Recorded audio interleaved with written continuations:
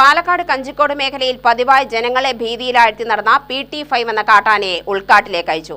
വനംവകുപ്പ് chief veterinary surgeon doctor Arun സക്കറയുടെ നേതൃത്വത്തിലുള്ള 15-അംഗ സംഘം ചികിത്സിച്ച ശേഷമാണ് ആനയെ കാട്ടിലേക്ക് വിട്ടത്.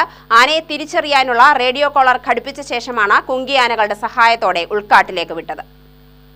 കാട്ടാനയുടെ രണ്ട് കണ്ണിനും കാഴ്ചക്കുറവുണ്ടായിരുന്നു. വലത് കണ്ണിന് പരിക്കുണ്ട്. കാഴ്ചപരിമിതിക്കുള്ള മരുന്ന് നൽകിയാണ് വിട്ടയച്ചത്.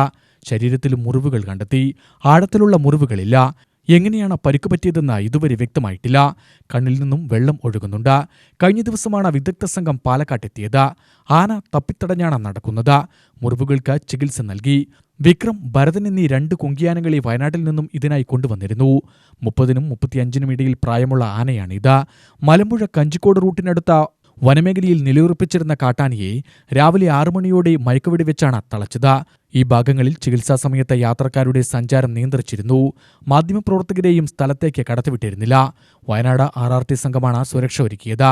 വനംവകുപ്പ് മന്ത്രി AK ശശീന്ദ്രന്റെ നേതൃത്വത്തിൽ വ്യാഴാഴ്ച രാത്രി പാലക്കാട് യോഗം ചേർന്നാണ് ദൗത്യത്തിന്റെ രീതി തീരുമാനിച്ചത്.